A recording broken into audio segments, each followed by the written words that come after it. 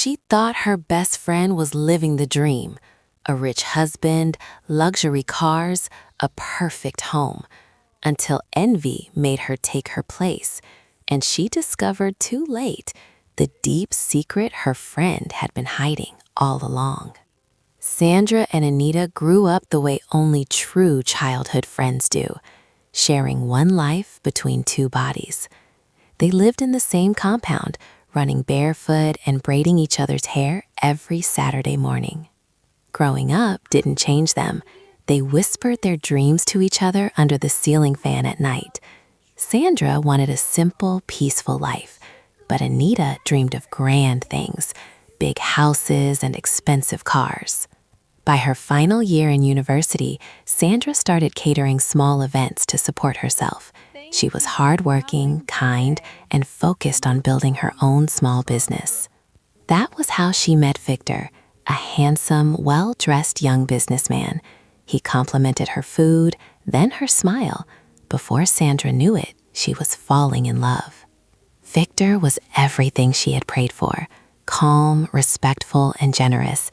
He brought her lunch, helped with her trays, and made sure she never walked home alone.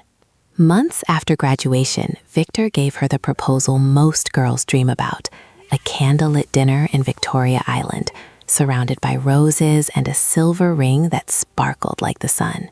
Their wedding became the talk of Lagos, elegant, classy, and overflowing with love. Sandra wore a gown fit for a magazine, and the air smelled of orchids. Anita stood beside her as maid of honor, smiling for pictures, but deep inside, something tightened. It wasn't hatred, just a quiet, gnawing longing. When Anita visited Sandra's lucky mansion for the first time, she was stunned.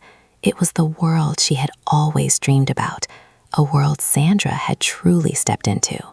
Sandra showed her the walk-in closet filled with lace and jewelry.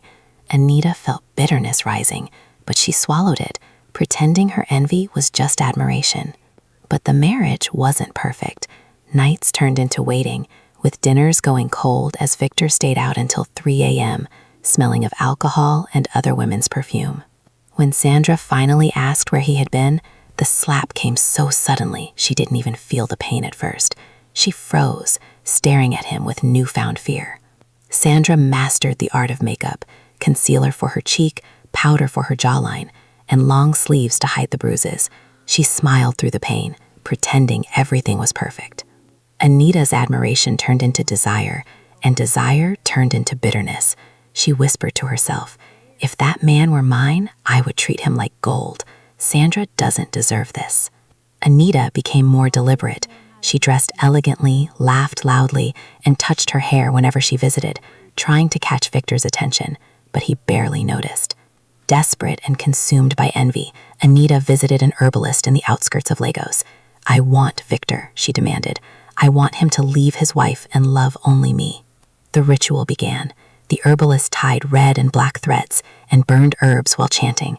Anita felt the air shift. She was sealing her own fate, unknowingly.